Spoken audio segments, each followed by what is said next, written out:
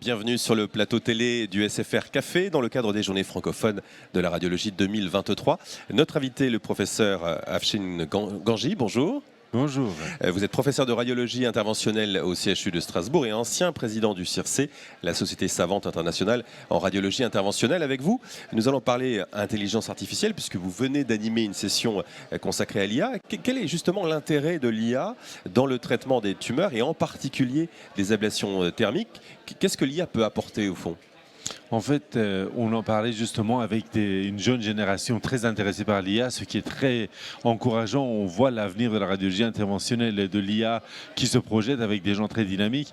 Ce qui se passe aujourd'hui pour les ablations thermiques, c'est que quand on voit une tumeur, vu sa localisation, son histologie, l'emplacement, l'organe, on choisit la technique d'ablation qu'on va réaliser. Et ça, tout ça, c'est basé sur notre expérience propre. Ça veut dire pour le rendre reproductible, il faut injecter toute notre connaissance et notre expérience dans une machine qui va effectivement venir aider, rendre standard ce traitement-là. Il va se dire, par exemple, dans cette tumeur du rein, c'est central, il faut absolument faire la cryothérapie. Combien de sondes il faut placer? Vu tous les résultats qu'on a accumulés, notre expérience, les publications, les méta-analyses, et venir rendre ces techniques qui aujourd'hui sont plutôt artisanales sur notre expérience, les rendre standards et reproductibles. Qu'en est-il du rôle de l'intelligence artificielle dans le suivi des patients ? Ça aussi, c'est une très bonne question. Et effectivement, aujourd'hui, comme on suit ces patients, tous les 3 mois, on les revoit, on fait une IRM, on compare par rapport aux explorations précédentes pour voir si la tumeur s'est rétractée, si on a tout couvert.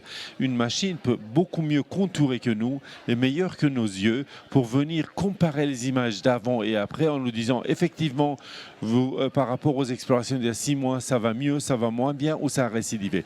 On sait quelles sont une machine et l'intelligence artificielle dans la détection des nodules, c'est meilleur que nous en comparatif. Donc pour le suivi des tumeurs, ça va être pareil.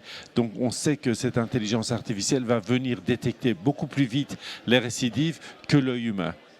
Il y a quand même des bémols sur son usage ou vous êtes très élogieux quant à son utilisation? Aujourd'hui, je suis évidemment trop élogieux et trop enthousiaste, mais vu l'expérience, on sait que dans l'avenir, ces machines vont venir et cette intelligence artificielle va être nette, énorme. D'abord, va être plus rapide que nous, ça va rendre les choses beaucoup plus vite. Le temps que moi je passe pour évaluer les images, c'est 15 à 20 minutes en comparant tout, en parlant à un patient. La machine va venir me dire, voilà la comparaison, voilà les zones de récidive, ça va mieux. Je vois mon patient, je lui montre, voilà l'évolution de votre tumeur. L'intelligence artificielle vient m'aider pour aller beaucoup plus vite en analysant des centaines d'images beaucoup plus vite que moi.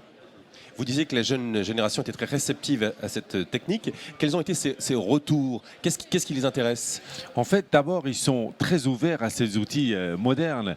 Vous savez, c'est les consoles de jeux, hein, on en parlait justement, qui sont venues révolutionner ça. Et nos jeunes ont grandi avec ça. Donc pour eux, c'est tout à fait inné. Ils voient l'intelligence artificielle comme un outil et ils ne le craignent pas. Parce qu'effectivement, il y a une crainte, voilà, ça va nous remplacer. En fait, nous, on serait ravis que ça nous remplace et nous rend meilleurs. Pas faire les gestes à ma place, mais venir m'aider et renforcer que ce que je fais, je le fasse mieux.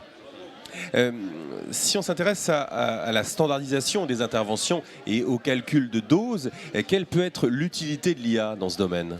Absolument. Encore une fois, aujourd'hui, les doses qu'on calcule pour l'énergie qu'on va déposer dans la tumeur se fait sur notre expérience, sur nos publications qui se fait. Aujourd'hui, la machine sait, par exemple, une sonde va faire une ablation de telle taille, mais vu l'environnement vasculaire, vu l'histologie de la tumeur, il faut le renforcer. Il va d'emblée venir calculer et proposer un algorithme, un placement des sondes beaucoup plus précis.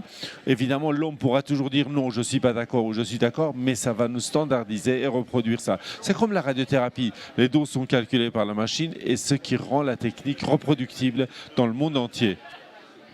Merci beaucoup, professeur Afshin Ganji, d'avoir répondu à nos questions autour de cette thématique quand l'IA se livre à la radiologie interventionnelle. Merci infiniment d'avoir répondu à nos questions. Je vous remercie. Merci beaucoup. Et merci à vous toutes et vous tous de nous avoir suivis dans le cadre de ce congrès des Journées francophones de la radiologie 2023 organisé par la SFR. À très bientôt. Merci.